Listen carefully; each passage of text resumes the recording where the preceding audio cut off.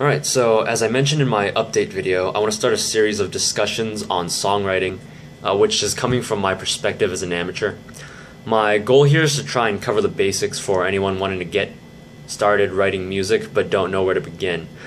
I'm going to present this in a way based on my experience as a songwriter, so what works for me might not make sense to anyone else. I really can't say for sure.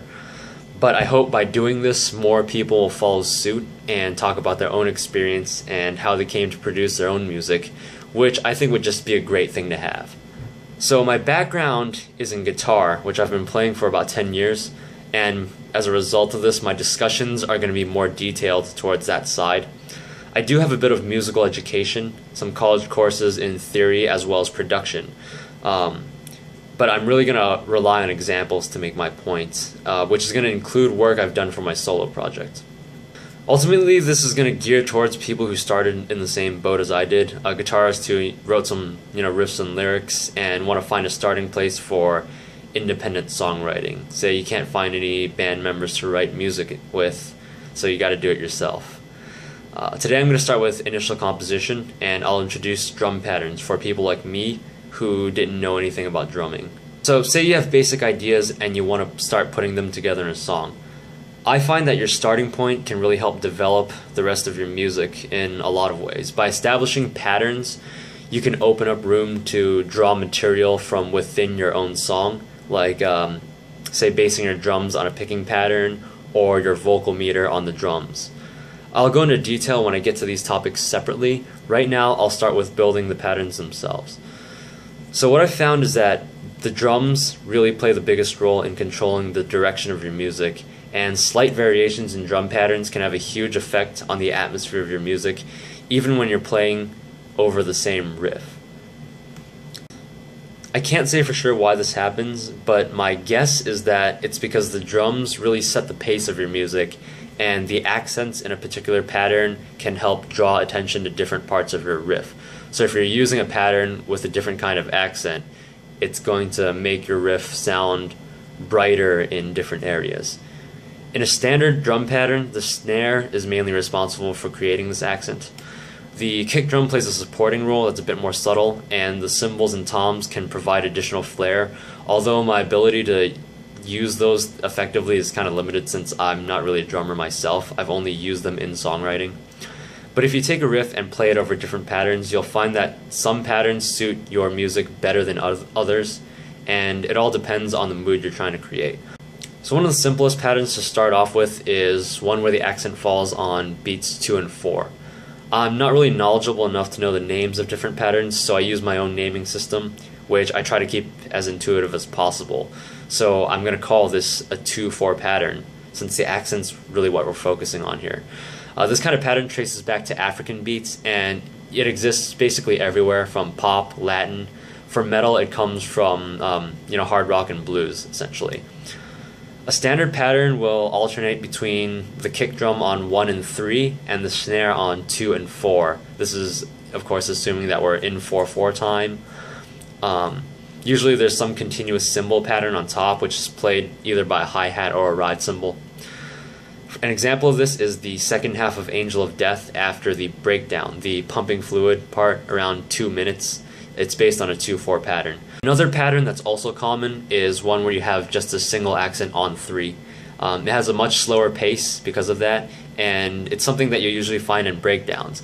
In Angel of Death, about 1 minute and 45 seconds in, before the transition to the 2/4 part I mentioned above, that breakdown's based on a 3 pattern.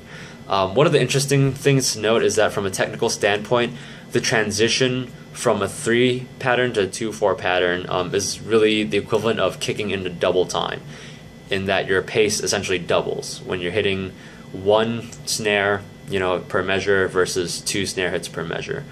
When you do the opposite and you transition from a 2/4 to a 3, it's half time. So usually you'll have some sort of bridge that's in 2/4, and then it'll go into a 3 pattern for a breakdown. One of the things you can do to actually set the foundation of your song is to take your riff and try playing it over different drum patterns and seeing which one sticks. One of the things you can do to set the foundation of your song is to take your riff and try it over different drum patterns and see which one really sticks. There are a lot of build-up effects that you can use to create different kinds of variation, like adding double kicks, and later more advanced things like using polyrhythms or syncopation. To provide a visual aid to what I'm talking about, I've included a Guitar Pro tab in a Dropbox link for anyone who has the software and wants to, have some interactive thing to go with this video. I think Guitar Pro is a pretty good program for writing songs, since you can save a visual record of not just your riff, but drum patterns, bass patterns, and you can play it back as you write to keep checking the way your music sounds. You can use the track that I've created as a template and just try placing your riff over the different drum patterns and see how drastically they change the sound.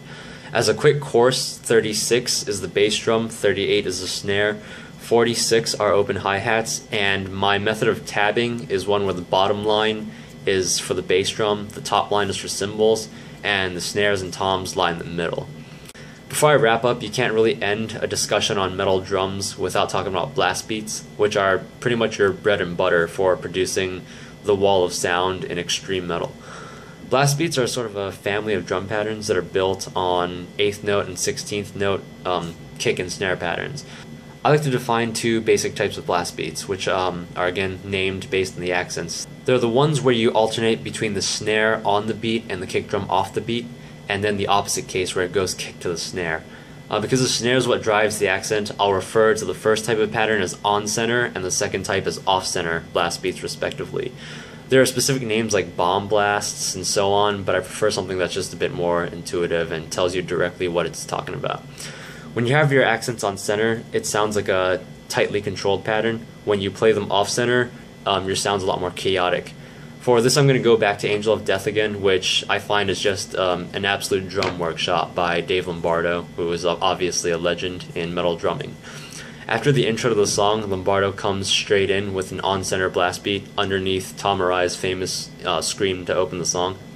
He uses a fill and then transitions into an off-center beat for the main verse, and when he gets to the chorus, he switches back to an on-center beat, and this is sort of one of the things that's carried on throughout the song. So anyway, these are just some basic drum patterns in 4/4 that you can use to establish a foundation before you start composing the rest of your song. With experience, you can create your own variations, apply the ideas to things like triplets and different time signatures. For now, I just recommend listening to Angel of Death really closely to the drum tracks and try to hear the various ways the drum pattern changes underneath over different sections of the song. Pay close attention to near the end of the song after the solos, and you can really see how Dave takes the drums to the next level by adding different variations to his patterns. Anyway, this is going to be the start of the series. I hope this video made a bit of sense, and those of you who can access the tabs that I provide find them useful. It'd be better if I could play examples of what I'm talking about, but I don't want to deal with copyright laws and potentially some sort of lawsuit from Slayer. So I'm going to follow this video with an example from my own music, which I can take apart however I want. So let me know what you think about this type of discussion. If you have any questions that you want me to clarify, please let me know, and I'll try to do my best. I have a bit of limited knowledge since I'm not actually a drummer, but I do think I know enough to work with, at least from a really basic standpoint. And if nothing makes sense, I'll try to figure out a way to present this in a way that does. So thanks.